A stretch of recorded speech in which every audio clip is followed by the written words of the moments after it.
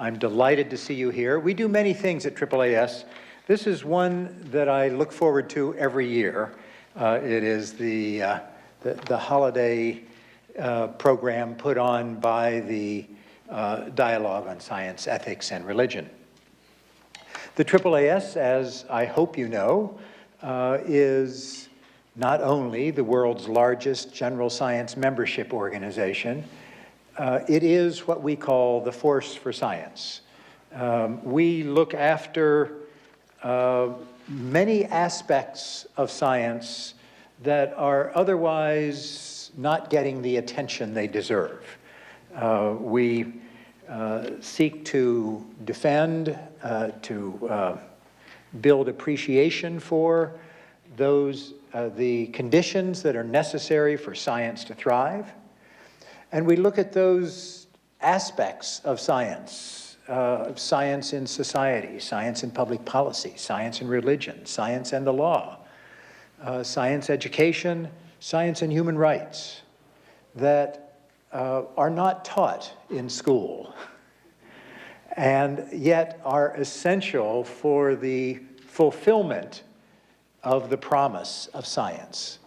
Our mission, we are very much a mission-driven organization, is to advance science for the benefit of all people. We're not a guild or a trade union looking after the welfare of people in lab coats. Rather, we are hoping that people in lab coats are looking after the welfare of people at large. And we work very hard with our 120,000 members, our hundreds of staff here at this wonderful building, and with other associations and societies. We have more than 250 membership societies and organizations that are affiliates of AAAS.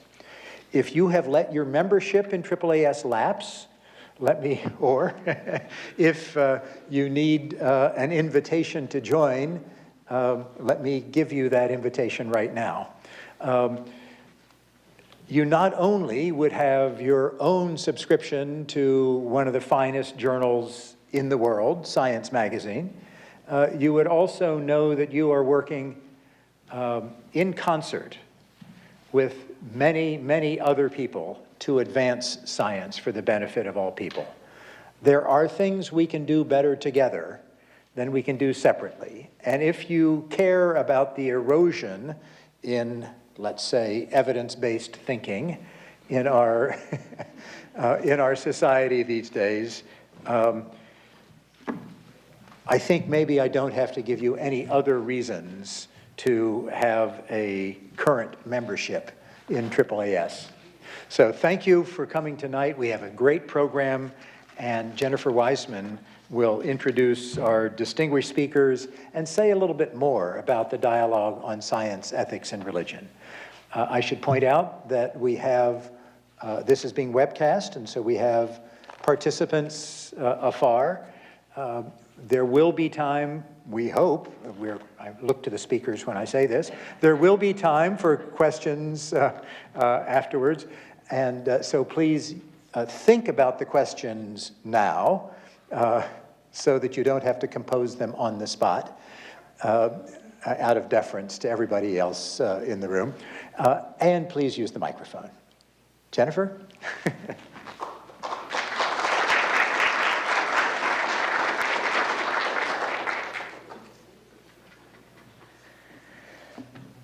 Welcome, good evening, and happy holidays. This is one of our most enjoyable events that we have throughout the year, and it's a festive time, so I'm glad you're able to join us for our discussion this evening. My name is Jennifer Weisman, and on behalf of the Dozer staff, we're glad you're here, and we welcome those of you who are joining us by webcast this evening.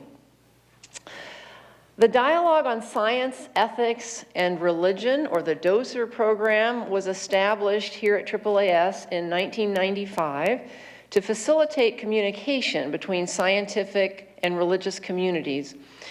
Dozer builds on AAAS's commitment to relate scientific knowledge and technological development to the purposes and concerns of society at large. Science does not exist in a vacuum, right? We're people with multiple facets of our lives and what impacts our worldviews. And I like the little motto we have here at AAAS, which is advancing science and serving society. And Dozer is a part of that effort here at AAAS. We have a lot of things that we do, and so I could speak for 2 hours on what the Dozer program does. We have public events like the one you're experiencing now.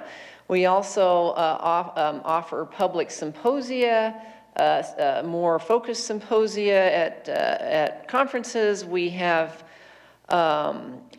projects as well. So we thought we would just point out a few of the public lectures and symposia that we've done or will do, just to give you a flavor.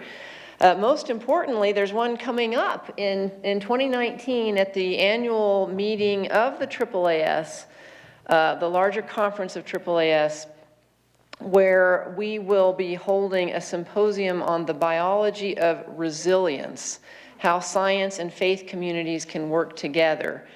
And you can be a part of it. The meeting is in Washington, D.C.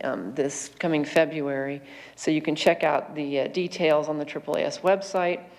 We will also have workshops there on scientific engagement with faith communities to help participants who are of scientific backgrounds be better equipped to be effective at engaging with faith communities regarding science. Some of the past topics we've covered in symposia include, for example, gene editing and human identity, a very hot topic in ethical realms these days, promising advances and ethical challenges.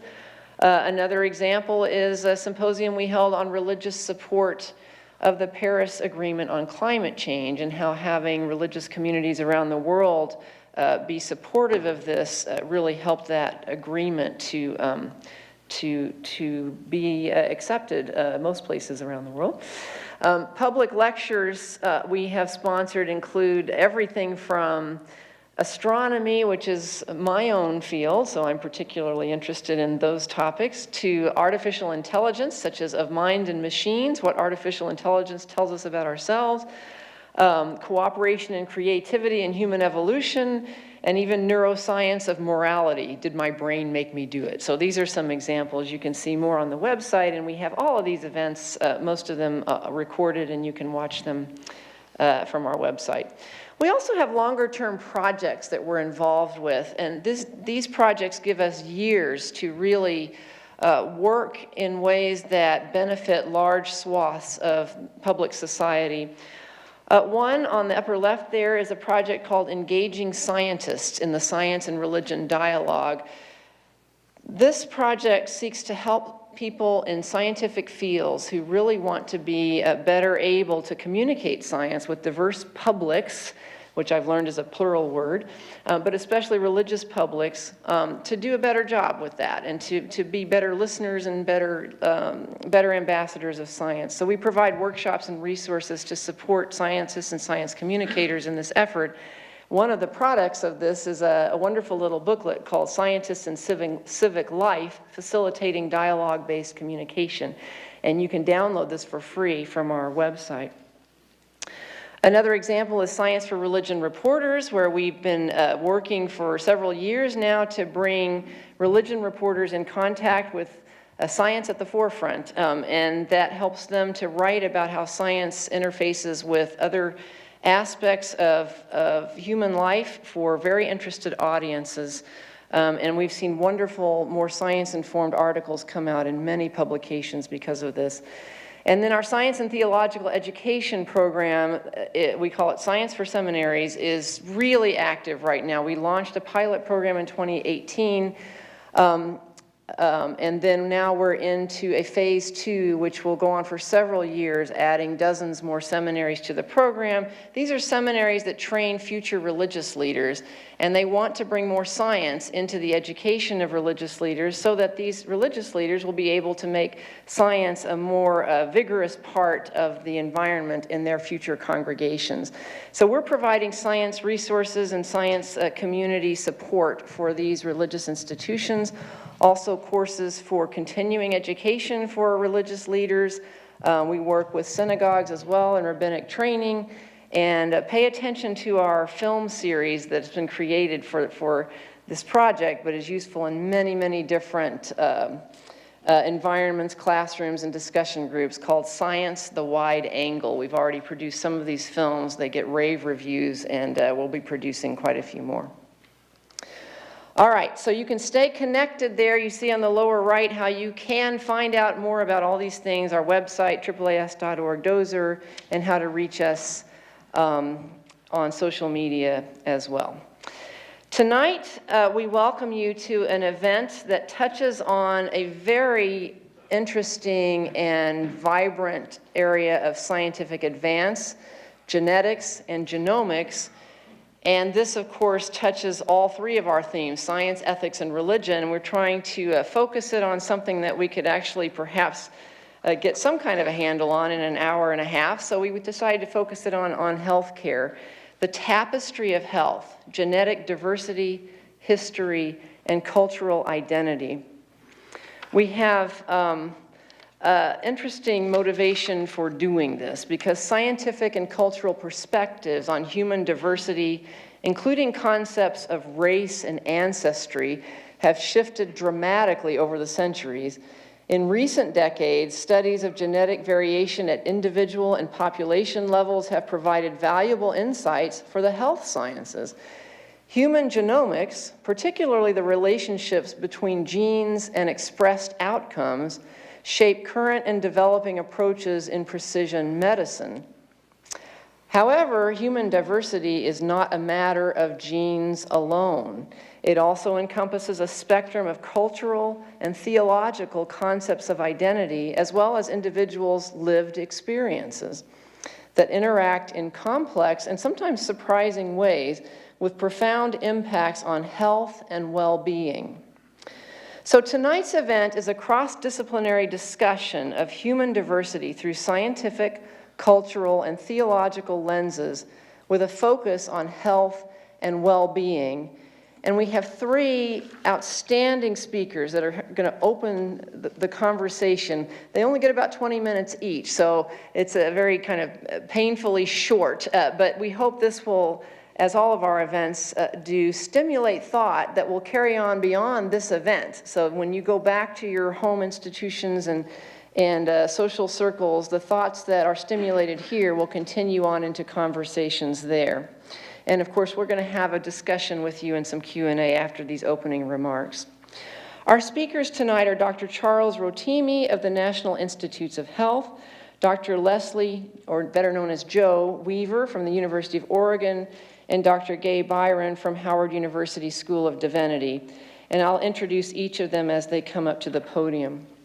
Our first speaker, Dr. Charles Rotimi, is the director of the Center for Research on Genomics and Global Health within the National Institutes of Health. His research focuses on the causes of complex diseases such as hypertension and diabetes, with emphasis on populations of African ancestry.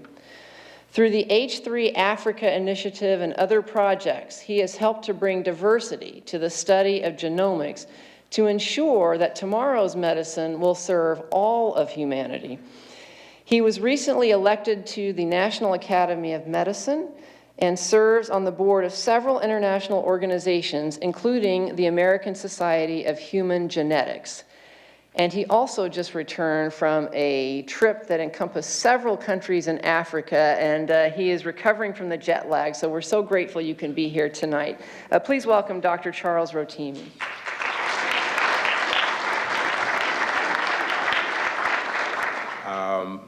I actually see this as a critically important issue. Hence, I decided that no code was going to prevent me or jet lag prevent me from coming here tonight to share with you the way I think about some of these issues. I just gave a TED talk in Johannesburg as part of the being elected to the African Academy of Sciences. And the topic was really a little bit provocative, but I absolutely believe it's correct. The title was, "Are We All Africans Beneath Our Skin?" And I had 5 minutes to prove it using genetic data. So I see this as a continuation of that discussion, actually. I hope with my talk I can share with you who we are, and how we are related, who are ill health, and who are differential distribution of disease. Hopefully we can do this in 20 minutes. So this is part of that dialogue that I indicated just a minute ago. And that I think is pretty clear now that if we trace, all of us, if we trace our ancestry far back enough, we're going to end up somewhere on the continent of Africa. Human evolutionary experiences, over 90%, 99% of it, as a species, we spent on the continent before some of us decided that we were going to migrate out and populate the rest of the world. And I think it's this common history is the reason why we share so much of our genetic inheritance. But there are differences. And those differences sometimes cluster in terms of geography, in terms of ethnic groups, in terms of exposure, adaptive capabilities to different environmental conditions. But part of the question I usually ask is, are these differences that we see at the genomic level rise to the level of distinct human groups, or what some zoologists would call subspeciation? And I hope by the end of my talk you would really answer that very well. So part of these differences is the fact that those people that left Africa some 100,000 years ago only left with a subset of the variation that existed at that point in time. And the best way I illustrate this is that when you take Yoruba individuals, for example, just representing West Africa for now, and Maasai from East Africa, mostly in the area of Kenya and Tanzania. If you take one of them and compare to each other, they are more likely to be different from each other than when you take one of them and compare them to this Scottish guy here. So that really sort of drives the message home as to the huge diversity that exists among current-day African populations. And hence, I always challenge people, what do you really mean when you say somebody is black, somebody is African, So those are all very, very interesting ways that we describe populations, but they are rather very, very imprecise. So the key, I would say, our genome, for me, it looks like it's a history book that has unbiasedly captured the experiences of our ancestors over time. And the way these things have occurred is in the form of human genetic variation, And we know that when you look at the way single nucleotide varies at the genome level, that we have about 10 million of this type of variation. But most of it we actually share between each other. These differences are important for health, are important for telling our history. And some of the differences are actually bigger than single nucleotide. They come in terms of structural variation, duplications, or deletions, which again helps to increase the diversity that we see. But the point I really want to make here, this is a study that we published recently from my lab at the NIH, where we investigated ancestry of close to 6,000 individuals from 30 primary languages around the world. These are global populations. And we basically asked the question, how many ancestry, if we do not know, we use a program called Structure as basically a cluster for us, how many ancestries that we have.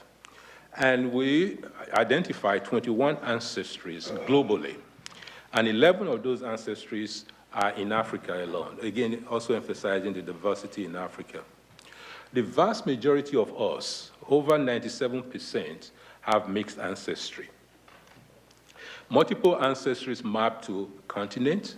6 ancestry per sample, and the average ancestry per individual is about 4. So it's this huge ubiquity of ancestry that we see. And hence, when you look at television and you see 23andMe ads on television, you always say, oh, I didn't know I have this, I didn't know I have that, because we really don't know the combination of ancestries that we have until you actually interrogate your genome and use some of these structuring programs that helps you to locate different part of ancestral backgrounds that you may indeed carry.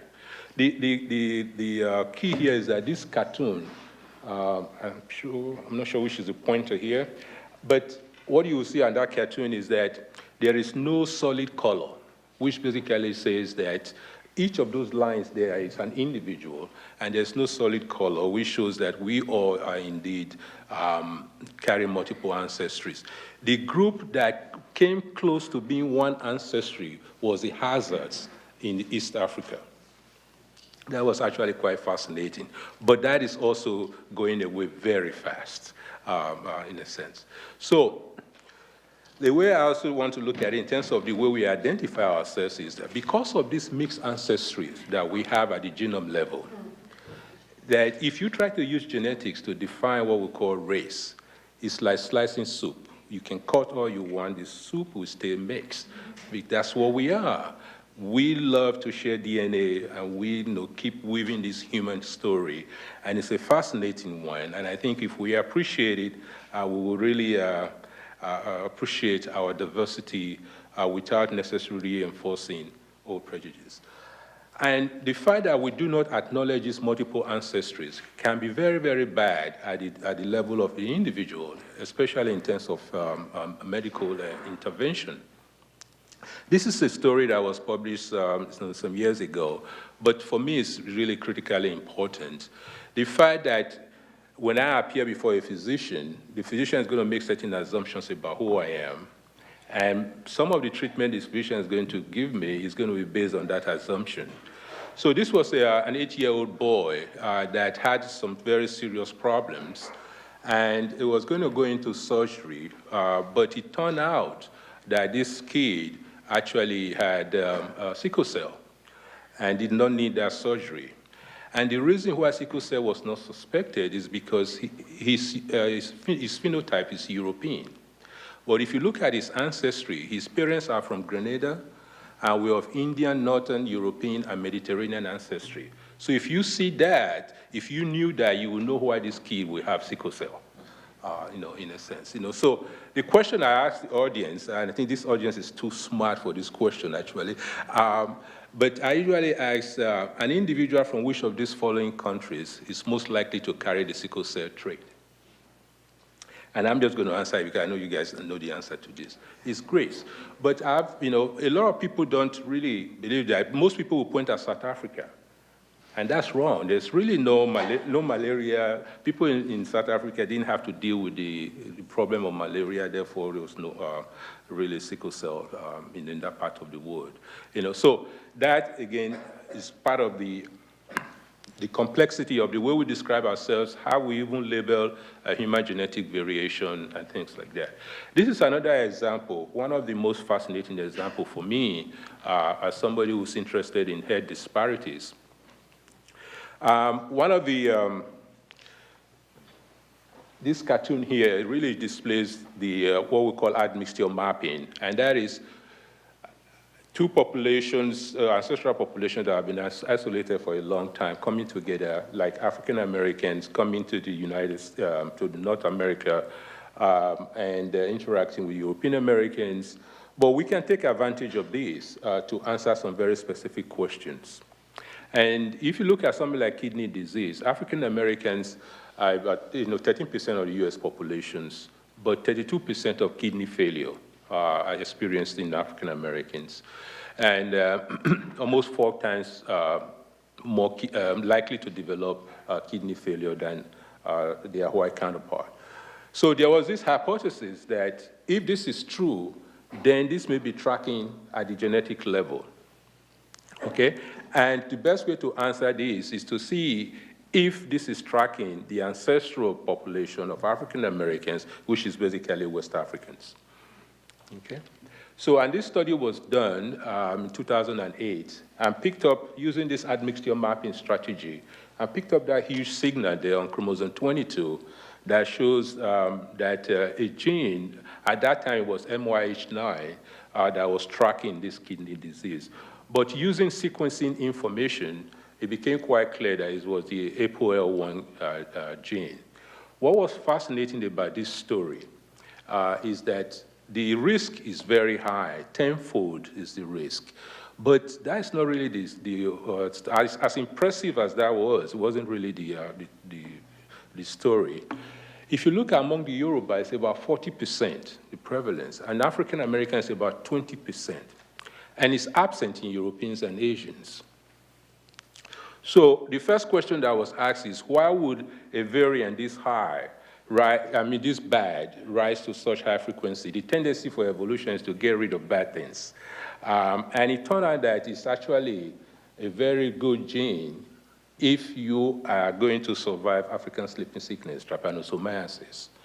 So in the evolutionary context, you are more likely to die from that than from kidney disease. So you can see how this rose to high frequency in the endemic part of Africa, which is mostly West Africa and some parts of East Africa, for this sleeping sickness. And this explains a tremendous proportion of the health disparity that we see in terms of kidney failure in African populations. So it's, I'm just going to run through this. It has immediate clinical implications. And that is, if you carry 2 copies of this variant, it will be very, very wise for you to think twice before you donate your kidney, because the one that is left, the probability of it failing is quite high. And if you're a kidney recipient, it's also good to know the status of your donor, because that kidney you are receiving may fail. So again, it has immediate clinical implications. So these are some of the things that genomics is helping us to understand in terms of health disparity. Now, I put this slide here to emphasize one point, and that is, I said that this variant is very common among the Yoruba and African Americans, which takes us to West Africa and some parts of East Africa. But because of admixture and the fact that Africans left and populated different parts of the world, individuals that don't even look like Africans but have African ancestry carry this variant. So you cannot use the concept of black or white to describe it, otherwise you're going to leave some people out who may otherwise benefit from this intervention. So the way I try to drive that home is that ancestry is critically important in our, especially when we're talking in terms of precision medicine or treating an individuals. It's a whole lot more important than the way we see ourselves in a sense. So the other point here is the local adaptation, looking at something like obesity or how heavy you are. About 80% of Samoans are overweight or obese. And recently, a gene was picked up that actually shows that they actually carry a variant of a particular gene, which is about almost 26% in this population, that actually helps in terms of decreased energy expenditure and also increases adipose tissue storage. So you can see how that can make you much heavier. And this may have been at an advantage earlier on in their own evolutionary history in terms of being able to store energy when your source of food was not very, very predictable, what we generally refer to as the thrifty gene hypothesis. So there are many examples. I'm going to try to skip through this one. I actually like this example because it's from diet, and it really shows that if you go around the world, it doesn't matter whether you are in continental Africa or you are in Asia, any different parts of the world, and you encounter people who, for a very long time, their main source of energy has been starch. They tend to have multiple copies of the amylase gene. And that is just fascinating all over the world. And this has been quite studied, which also shows that how diet modifies even the number of copies of a gene that we carry, in a sense. So all of these are a very interesting story. This is another adaptation in terms of local toxins. This was just a recent study. Again, I'm presenting this, I'm glad I'm presenting because I was published in Science, and I'm here talking about this. Fascinating story where it actually shows local adaptation, the ability to actually survive a very, very bad environmental toxin, because the population have been able to adapt to the ability to metabolize arsenic in a way that is less toxic to these communities, which again, to me, represents, I think, is the first example of adaptation to an environmental toxin that I know of, and I think most people. So this is a very, very fascinating story. I'm sure there are probably more examples like this as we go around the world. In a sense. This story here, I think, is absolutely fascinating for me because it shows if we understand genetics and we understand disease, we can actually improve health. About a 5-year survival for childhood leukemia is really, really quite good, over 80%. But physicians have recognized over the years that that benefit is not equal across ethnic groups. And this study actually shows using whole genome data set in about 2,500 children, shows that if you carry those individuals that carry Native American ancestry are actually at higher risk of relapse. To me, this was absolutely fascinating. And that relapse was able to be taken away, if you look at the graph E there, that by just increasing, giving an extra dose of this chemotherapy, that they were actually able to overcome that disparity that existed. But that couldn't have occurred without actually recognizing the fact that individuals who carry this Native American ancestry were actually at higher risk of relapse, again showing how if we study these diseases very well in terms of genomics, we can indeed provide better care. So this is another example. Now, to me, this is one of the most interesting stories that have come out of my lab in a couple of years now. One of the things that we hear all the time is that African Americans are at increased risk of many, many, many things. One of the oddballs out is lipid profile. African Americans actually have much better lipid profile than their European counterpart. For me, this was absolutely fascinating, and I say, why? Despite a diet that would indicate otherwise. So I wanted to understand this. So we, the first thing that we did was to show that if we plot proportion of African ancestry against these lipids, what do we see? So it's very clear that when you plot triglycerides against increasing proportion of African ancestry, that triglycerides goes down, while HDL goes up. So this was our first indication that there must be some genetic, understanding on that. So we decided to sequence about 5 candidate genes, and we showed that for this particular LPA variant, the ROS328, that depending on the background of the individual, if the background of an African American for that particular allele is African, then they look exactly like West African. That's the last 2 bars that you see there. But if the background is European, they look exactly like European, okay? So this, again, was a very interesting story in terms of ancestry, how ancestry influences disease, and the fact that you cannot look at an African American and think that these are all sort of uniform in terms of ancestry.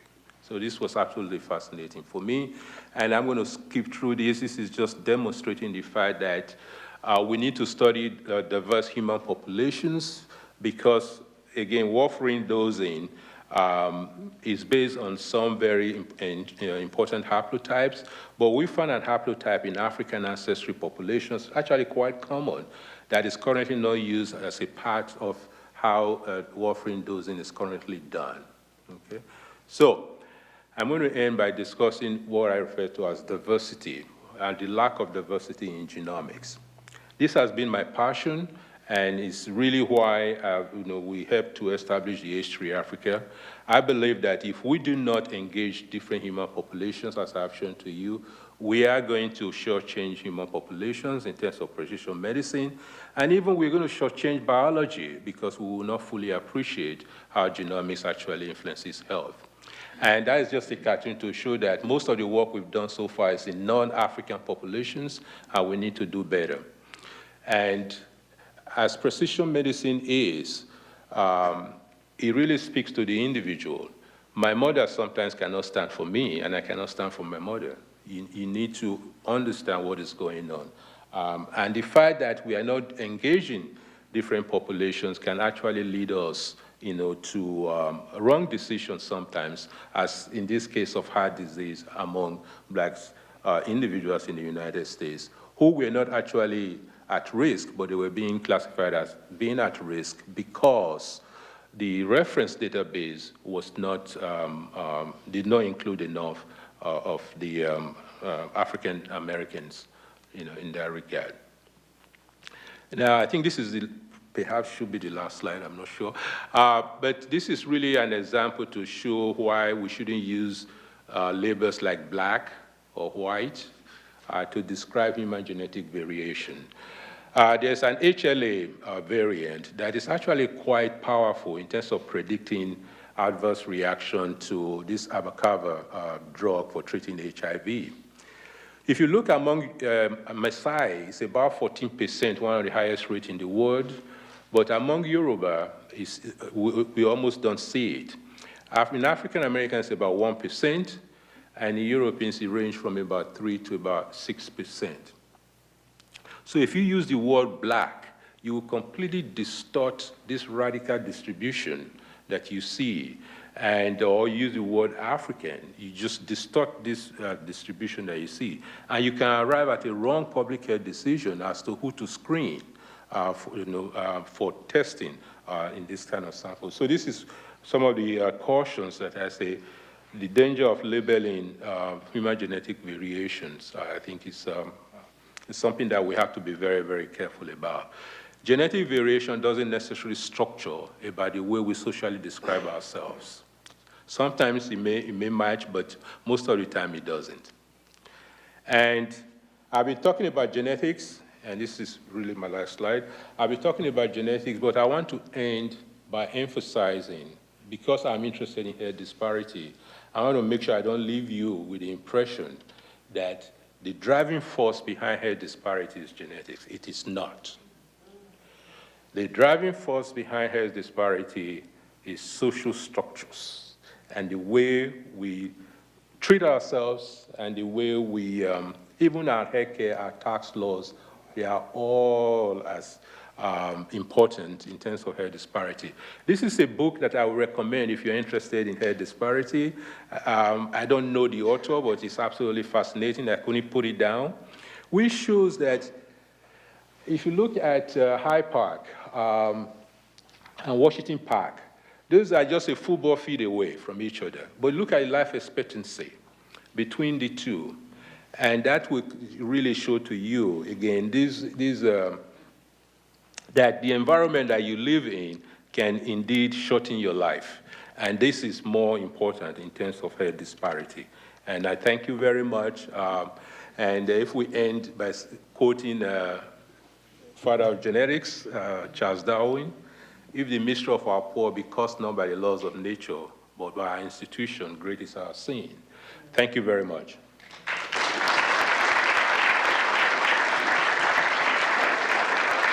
Thank you very, very much, Dr. Rotimi. These are extremely thoughtful words and grounded in science, which is what we like to frame our discussions around. So we appreciate your comments very much.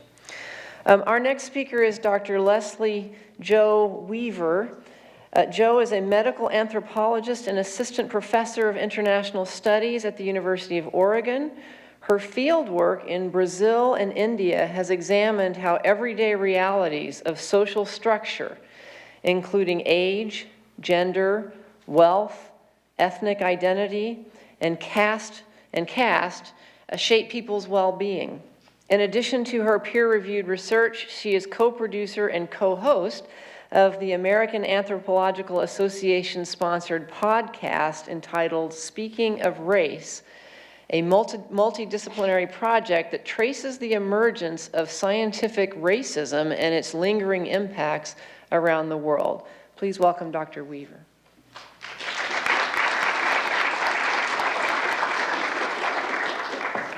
Well, good evening, everyone. It's such a pleasure to be here. I want to thank Jennifer Weisman, Rob O'Malley, and everybody else here at AAAS for inviting me to be part of this fantastic event.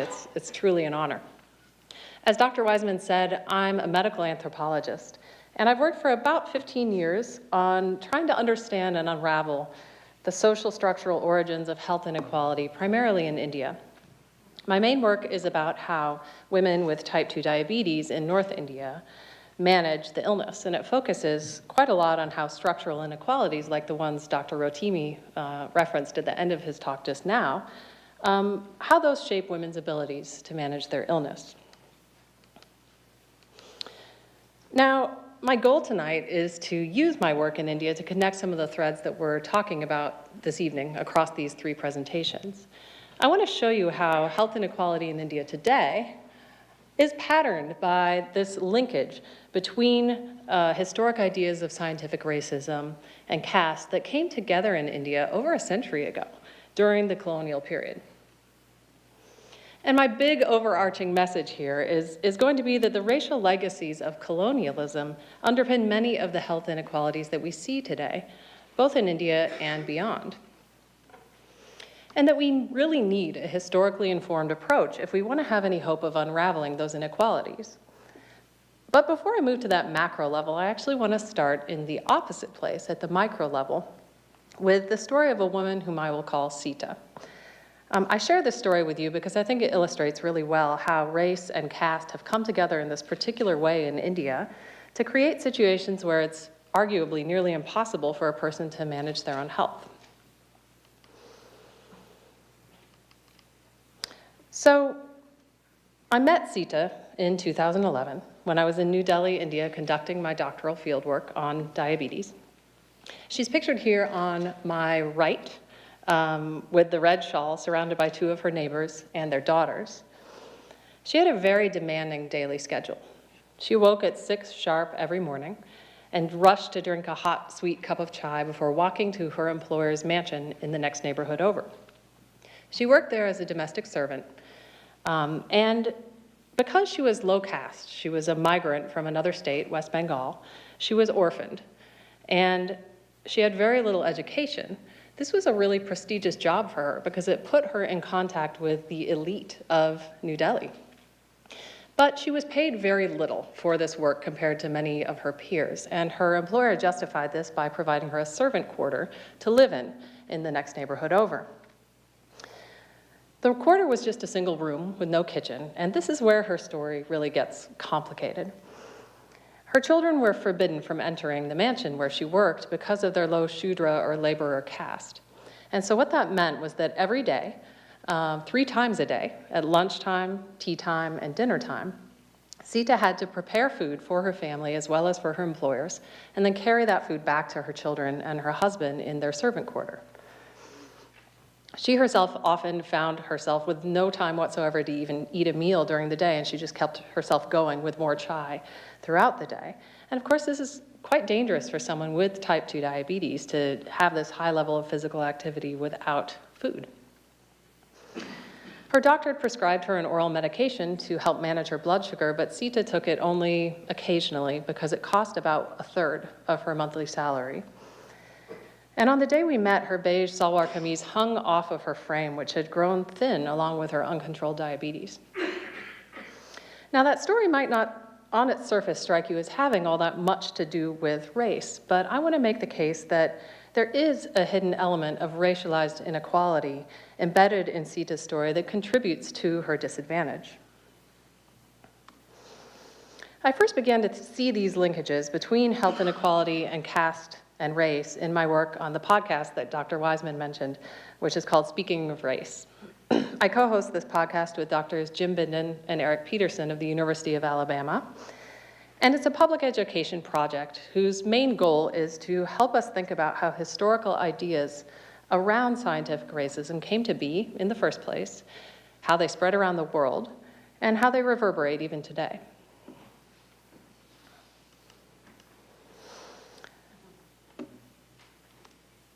On that podcast, we've talked quite a lot about how colonialism in India changed the way Indians themselves thought about human difference and social hierarchy. And this is where my story of health inequality and Sita's story arguably begins, so I want to give you a little bit of that background.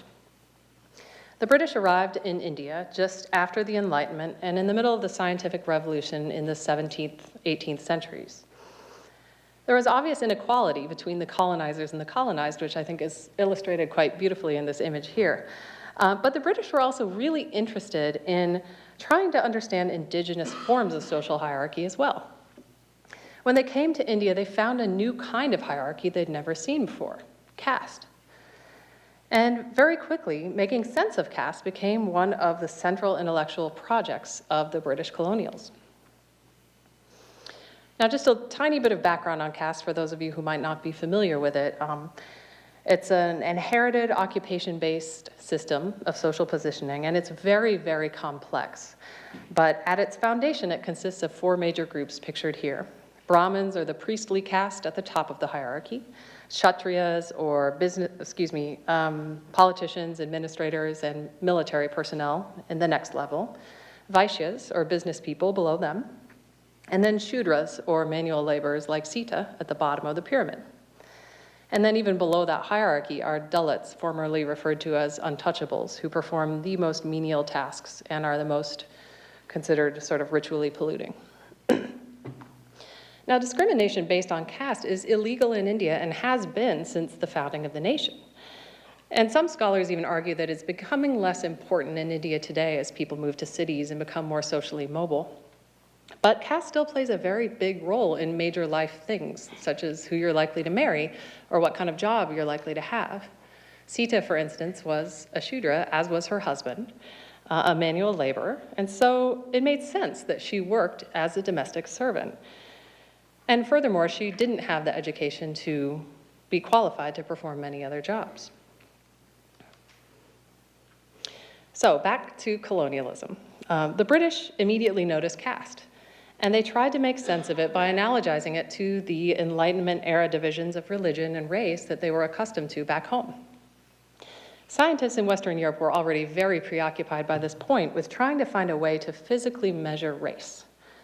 And in a really interesting twist of history, India became a proving ground for their methods, almost a human laboratory. A key player in this project was Herbert Hope Risley, who is pictured here. He spent over 30 years as a civil servant in India in the early 20th century and late 19th century. At the time that Risley was working, there were theories circulating that the Indian subcontinent had first been civilized when light-skinned Indo-Aryan peoples from Central Asia had made their way into the subcontinent, conquering the Dravidian language speakers who were darker skinned and supposedly the first inhabitants of the Indian subcontinent, pushing those people into the south. Risley believed that castes were races, that is, that they were separate divisions of man, separate biological subspecies, with separate origins and separate natures.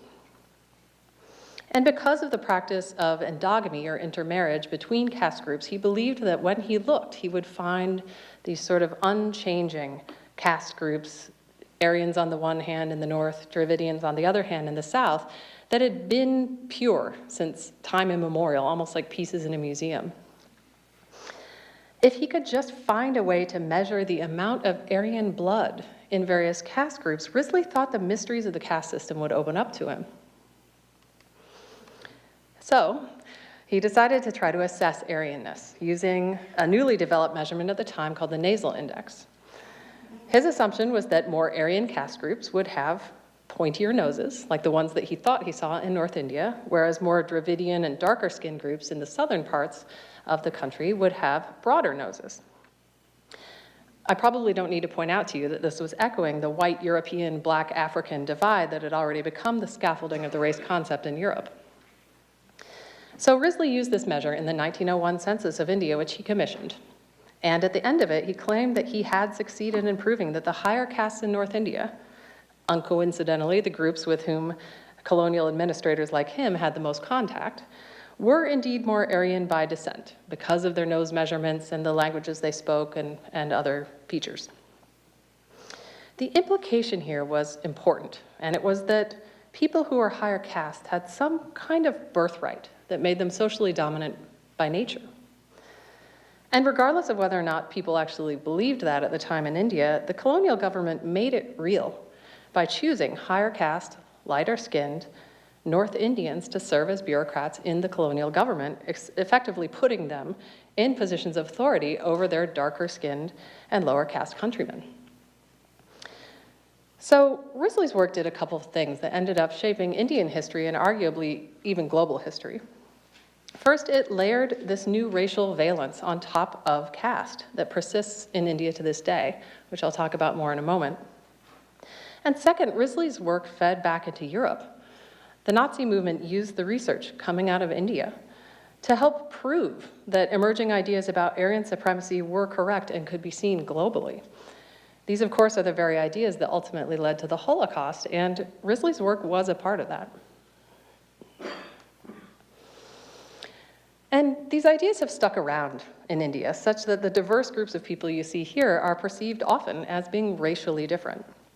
The Aryan-Dravidian divide, in particular, is still highly politicized in India, with North Indian Brahmanic Hindu groups on one hand and Dravidian nationalists on the other hand, claiming or staking claims for recognition as separate races deserving of autonomy in national language and culture, even governance.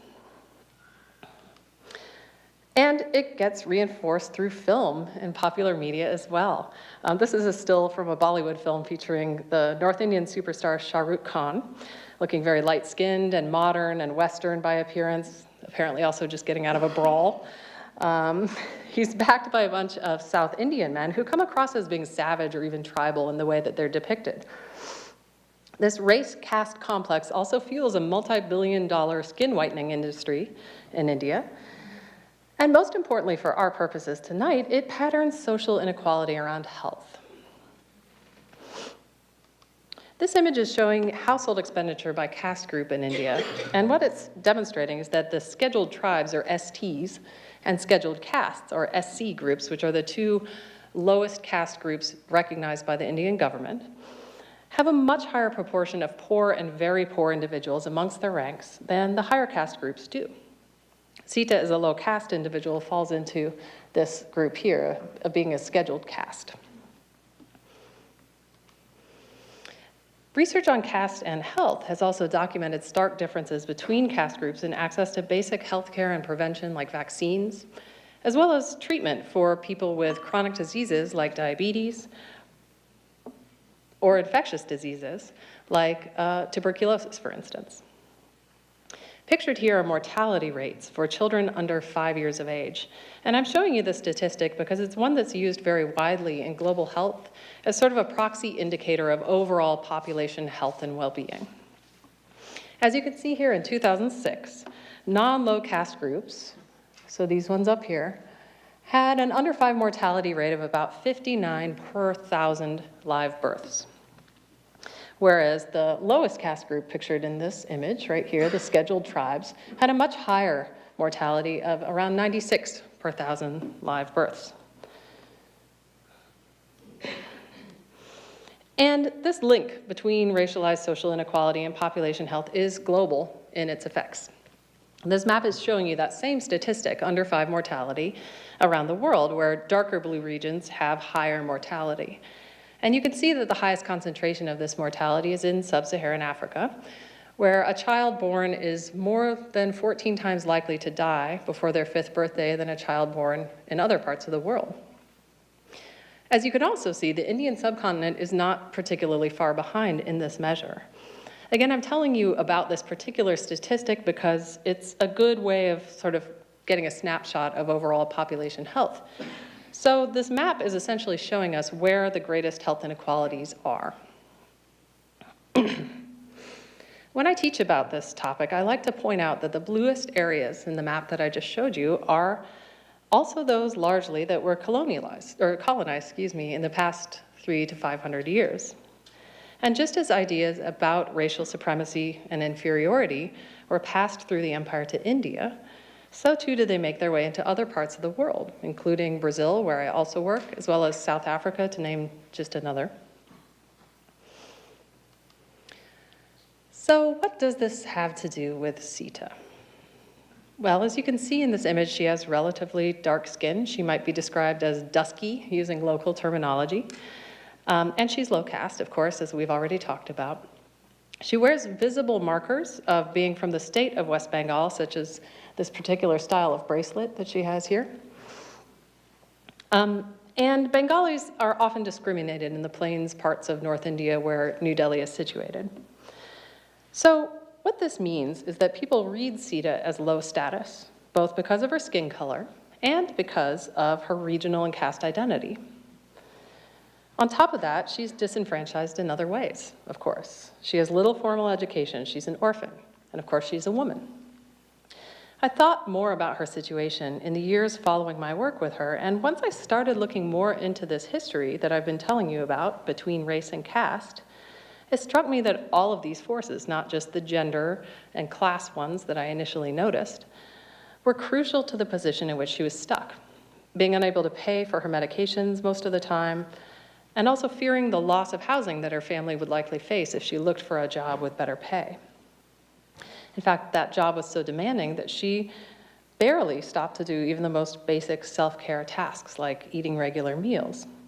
And when I asked her why, she said it was because she feared, probably correctly, that if she couldn't keep up the same pace that she'd always worked at, her employers would find someone else to fill her job very quickly. India is home to the second largest population of people with type 2 diabetes in the world, totaling at least 60 million individuals, if not more, which is about the size of the entire population of Italy. So Sita is not alone here. We know from global health work that the vast majority of premature deaths from chronic diseases like type 2 diabetes occur in low and middle income countries like India. And that's because people like Sita lack access to the ongoing healthcare that's required to manage these complex lifelong diseases. So in some ways, the case of diabetes in India is a perfect storm of historically grounded social inequality combined with a really expensive and hard to manage illness that's quite widespread between socioeconomic and caste groups. Across my study, it was the most impoverished and lowest caste women, like Sita, who had the hardest time managing their blood sugar for exactly the reasons that we've already seen in her story. Systematic inequality layered on top of systematic inequality, some of it deriving social meaning from the practices of the colonial period. And this is something that public health practitioners rarely think about. Now, I want to turn to perhaps a happier ending of this story. It is true that these kinds of racialized social inequalities are very, very much entrenched. I don't want to gloss that over. And in fact, one of my main goals this evening has been to show you just how entrenched and historically grounded those inequalities are. But there are some places for hope. This figure is showing you global income inequality. And what it's showing you between the orange and the blue lines here is that income inequality has dropped in the past couple of decades. And we expect that it's going to continue to drop, this is the green line, in the future, up through 2035, if not beyond. This is the first time that we've seen a reduction in global income inequality since at least the time of the Industrial Revolution, if not before. So this is pretty significant. And here's some more good news. Along with this reduction in economic inequality around the world, global under-5 mortality, that statistic I've been telling you about, has decreased from over 90 deaths per 1,000 live births in 1990 to about 40 now on a global scale. And the same is true if we turn to India specifically. India has picked up quite a lot economically since the 1990s when its economy liberalized. And along with that, under 5 mortality in India has dropped really precipitously from a remarkable 242 children per 1,000 live births in 1960 to around 39 per day, so about the global average. There's a trade-off here, of course, where chronic diseases like diabetes are on the rise as so-called diseases of poverty are decreasing. But the point is that we do have some evidence that both economic inequality and population health are improving in India and around the world. I find that really encouraging. Now the question is, how do we keep it going? And especially, how do we turn this tide of increasing chronic diseases that's come along with this reduction in mortality? The book that I've written about the experiences of women like Sita makes the argument that to continue to address global health inequality, we're going to need to address both the biological disease of diabetes, that is the malfunction that leads to insulin resistance and high blood sugar, as well as what medical anthropologists like me refer to as the illness, or the lived social experience of that biological malfunction. As a corollary to that distinction between disease and illness, women in my study engaged not just in biological coping to manage their blood sugar through things like taking medications or watching their diets. They also engaged in sociocultural coping with the stresses of diabetes management and the changes in identity that come along with having a chronic disease. For instance, many used religious practice as a culturally relevant coping mechanism, which is what this woman from my study is doing here. She's sitting in her home puja room, which is, in this case, a corner of a room. In some cases, it's a closet. It's a private space where women often perform daily Hindu worship in the household. And many, many of the women I worked with reported that doing this really helped a lot with the stresses of managing diabetes. Remarkably, as it turned out, that kind of social coping was more effective for managing the stresses of diabetes for the women with whom I worked than were the biomedical treatments that they received from their doctors. And those who were most successful were those who were able to integrate both the biological management of the disease on the one hand and the psychosocial management of the illness on the other. A holistic and historically grounded approach like the one I've shared with you tonight is crucial because it allows us to see where structural inequalities come from. In the case of India, from a colonial layering of race on top of caste, for instance. This approach, I believe, is going to lead us to be better able to address global health disparities for one simple reason, and that is that health inequality is rooted in very stubborn cultural and historical contexts that change quite slowly, even more slowly, say, than population health and disease profiles. In the book, I conclude that we need global health programs that attend to local processes around history, caste, gender, and race to structure new opportunities that someone like Sita can actually avail herself of to manage her health. They may be interventions that fall outside of the traditional box of biomedicine. They may be deceptively simple, like promoting puja as a way to manage stress. But my research suggests that these can and do work. Thank you.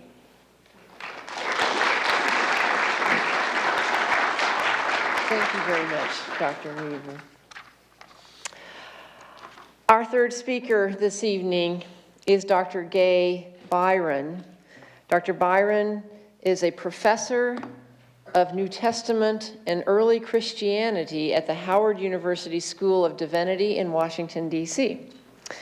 Her scholarship focuses on the origins of Christianity in ancient Ethiopia, with special emphasis on the Aksumite, did I say that correctly? Empire, and Ethiopic sources for the study of the New Testament and other early Christian writings. She's a published author who lectures and leads workshops on a range of theological and historical topics, including race, ethnicity, and the Bible. And she's also an ordained minister in the Presbyterian Church USA. So welcome, Dr. Byron. So grateful for this invitation and this opportunity to stitch the third thread of this lecture dealing with the tapestry of health. I want to say a special word of gratitude to Dr. Weisman for her oversight of the Dozer program, and also Rob O'Malley, who helped us to get organized for this evening, and all of the leadership and staff who are a part of AAAS and who have made this event possible. So Dr. Rotimi has grounded us in science, and Dr. Weaver has emphasized a unique medical anthropological perspective. And so now I want to come and offer a perspective dealing with biblical and theological insights. And I want to specifically focus on symbolic blackness, and also I want to look at this analysis through the lens of Ethiopia. Now, in the New Testament writing, the Acts of the Apostles, Luke narrates a vivid story of a baptism of an Ethiopian eunuch. As the story goes, an angel spoke to Philip and summoned him to go to the south along a wilderness road from Jerusalem to Gaza. And while traveling, Philip ran into the Ethiopian, who was a court official of the Kandake, a queen of the Ethiopians. He was returning home from Jerusalem, and while seated in his chariot, he was reading scripture from the prophet Isaiah. So at this point in the story, the Spirit told Philip to go over to the chariot and join it. And when Philip ran up and heard the Ethiopian reading words from Isaiah 53, verses 7 to 8, he asked the Ethiopian, "Do you understand what you are reading?" And the Ethiopian replied, "How can I, unless someone guides me?" Now, this question opened an opportunity for Philip to interpret the scripture and to proclaim to the Ethiopian the good news about Jesus. And as they continued to travel down the road together, the Ethiopian spotted some water and jumped out of the chariot and announced, "What is to prevent me from being baptized?" So he commanded the chariot to stop, and both he and Philip went down into the water, and Philip baptized him. Now, after this, the text says in verse 39, the Spirit of the Lord snatched Philip away, and the eunuch saw him no more and went on his way rejoicing. Now, New Testament interpreters generally view this passage as a fulfillment of Acts 1, verse 8, which declares Christianity is to extend to the ends of the world. Yet after this dramatic baptism scene constructed by Luke, we hear nothing more from the Ethiopian, the queen Kandake, the kingdom of Nubia from which he traveled, or the other people who may have witnessed this encounter. Novelist Chimamanda Adichie, in her 2009 TED Talk, calls attention to the danger of a single story. She recounts how she grew up reading British and American children's books, and so as she started writing down her own childhood books, she followed the patterns and symbols and word choices that were in the books she was reading. So that means her characters were white and blue-eyed.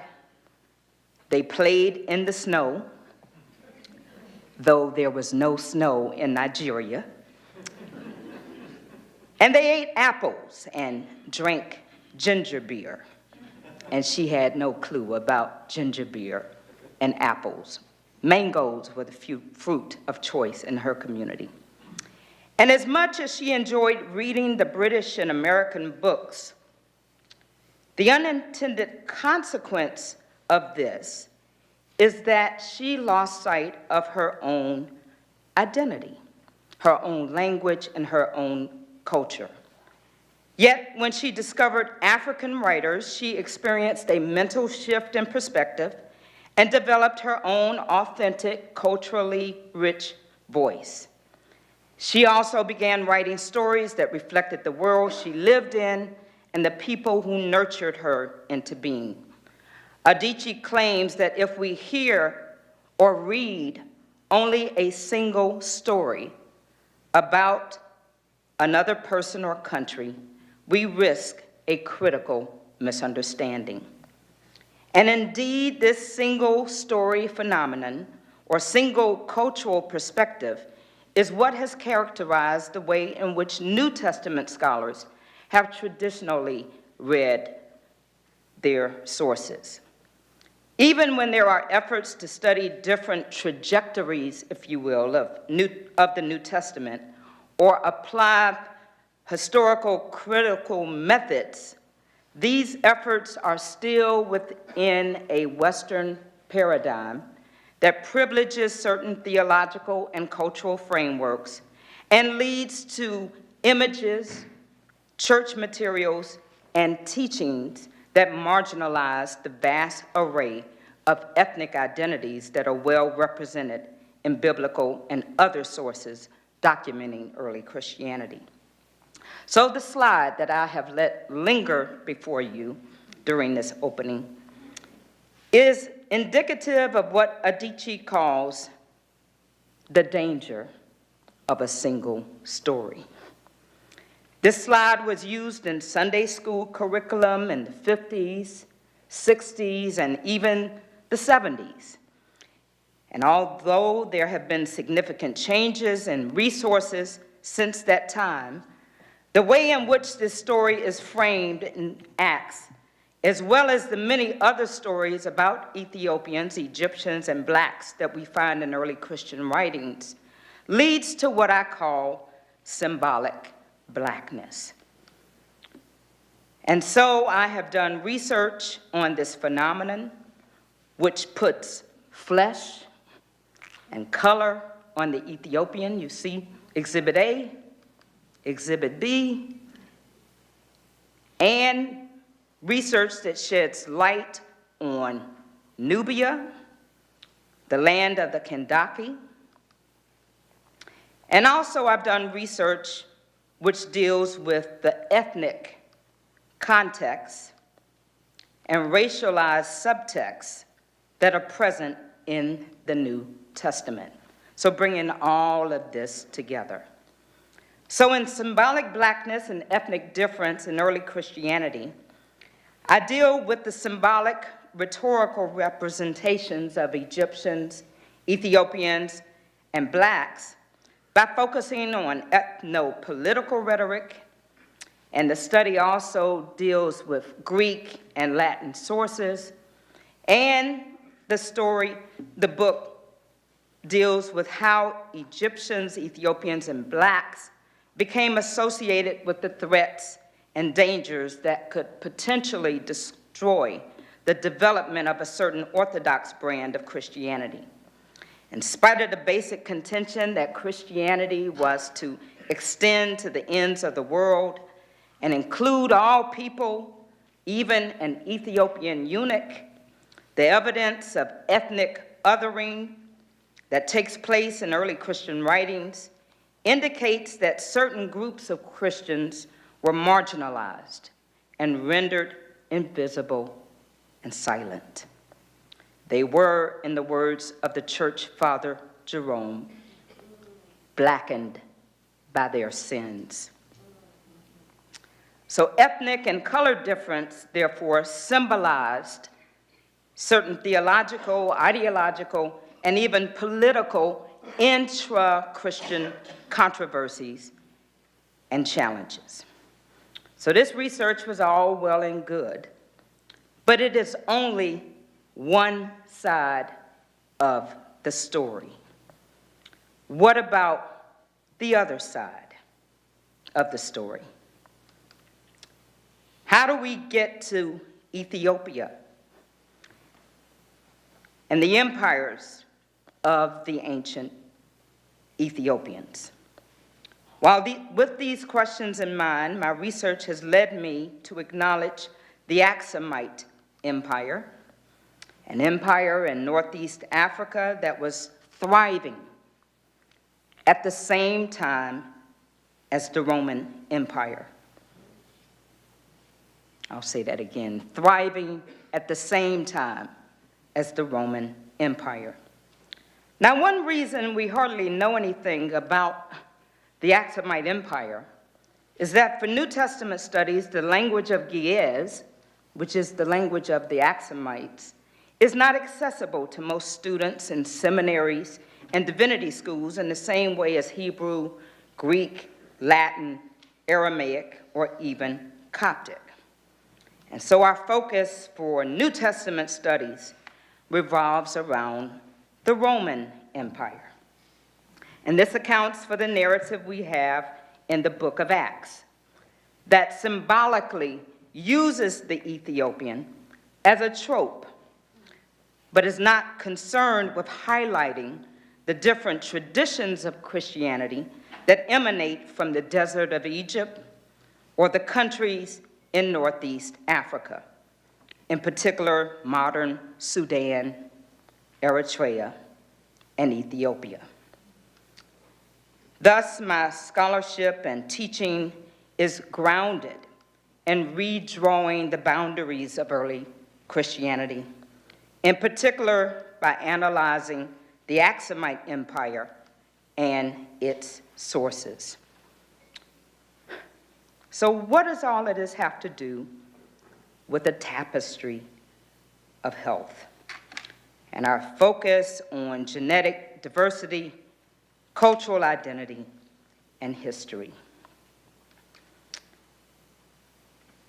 I want to suggest that early Christianity has a cultural and spiritual heritage or ancestry that is embedded in texts, traditions, and experiences. And these texts, traditions, and experiences can be oral, they can be written sources, and they can even be living sources.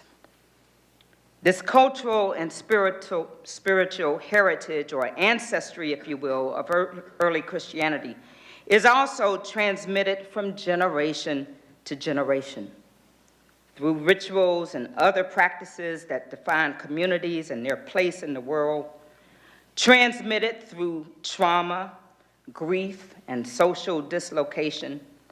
And time does not permit my going into the legacy of slavery that traumatized people of African descent in this country and those throughout the diaspora as a result of the abuse of the Bible. And this cultural heritage is also transmitted through networks of connection. So despite the horrific legacy of slavery, the Bible is still a central and definitive source for moral insight, community building, and reconciliation. And in addition to the cultural and spiritual heritage of early Christianity, I am drawn to this conversation on this evening because of the deep health disparities that exist in African American communities. Dr. Rotimi has already discussed in his lecture the illnesses associated with kidney failure, and there are also, in my view, the obvious disparities in access to care, which is another point that Dr. Weaver has made. And I want to emphasize the silent, invisible diseases, such as hypertension, heart disease, breast and other forms of cancer. And finally, there is certainly not enough attention on the spirit and the soul. And this is what brings me to this conversation on this evening. So before discussing this point more fully, I'd like to draw your attention to some resources at Howard University that have influenced my views on this topic. First of all, at Howard's School of Divinity, we have a collection of Ethiopian artifacts and manuscripts that was donated in December of 1993 from Dr. Andre Reynolds Tweed, who was an alum of Howard's College of Medicine, but during his lifetime, he accumulated a huge collection of some 240 artifacts and also includes 150 manuscripts. So I've had an opportunity to do considerable work with this collection, and this is what has opened up this new path for research dealing with the Aksumite Empire and the ancient Ethiopians.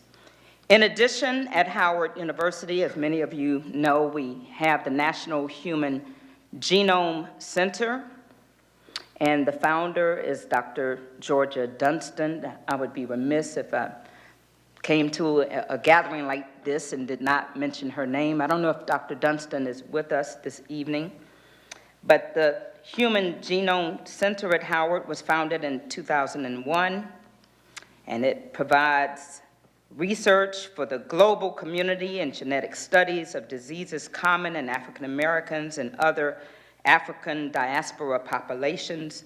It's committed to reducing health disparities among ethnic groups. Dr. Dunstan has coined the term soul genomics. Soul genomics. And she and Dr. Philip Curian are doing research on the soul determinant, and that's S-O-U-L, the soul determinant of health and disease. They claim, and I quote, "The human genome is forcing us to become aware of how we see and define ourselves, which is related to the health of our bodies, the integrity of our communities, and the stability of our world." So, as I bring my phase of this lecture to a close, as a professor and minister, I have seen firsthand what a difference it makes when my students and parishioners can see themselves in the stories they are reading.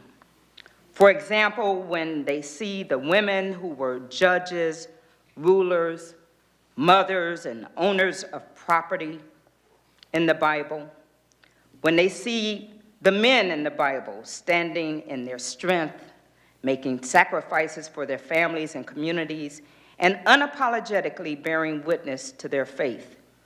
I have seen the look of deep gratitude and inspiration when African American interpreters come to recognize that the faith of their ancestors began long, long before missionaries brought Christianity to Africa, or before slaveholders and lawmakers used the Bible to control the humans whom they had stripped from their land and robbed of their language and culture and treated like property of equipment without a soul. We need the full panoramic story of who we are. There is something in our cultural DNA, or more accurately, our cultural and spiritual heritage, that is relevant for scientists and other researchers doing precision medicine and analyzing the human genome. As stated in the description for this lecture, human diversity is not a matter of genes alone. It also encompasses a spectrum of cultural and theological concepts of identity, as well as individuals' lived experiences that interact in complex and sometimes surprising ways, with profound impacts on health and well-being. In other words, our differences matter. And it is only in telling our stories, including our stories about spirituality, stories about our engagement with the Bible, and stories about the lands and the people represented in the Bible. Indeed, it is only in telling our stories in the fullness of their particularity that we can begin to appreciate the full tapestry of health and address the needs of all of God's people. So thank you for giving me the opportunity to stitch this theological thread into the conversation.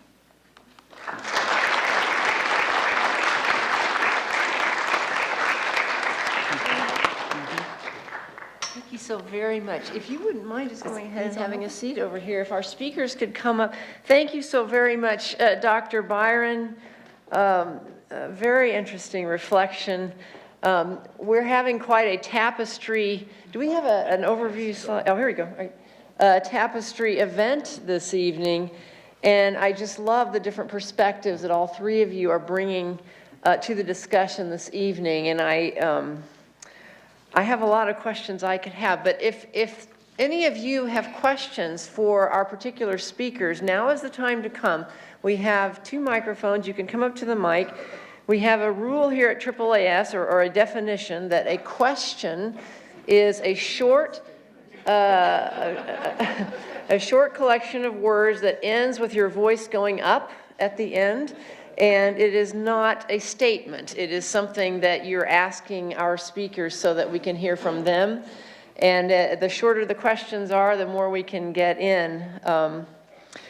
But let me just throw out something that I think all of you kind of touched on. But Dr. Rotimi, you mentioned in your comments that representation actually matters. Are the scientific studies actually involving the same diversity of humanity that actually exists on the planet? And it matters in science. It also matters in the other things that we heard reflections on. So can you say a little bit more about how representation makes a difference in the way both the science and the sociological reflections and ramifications of that impact the results?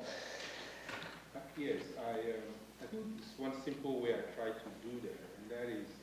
Is this working, your microphone? Sorry.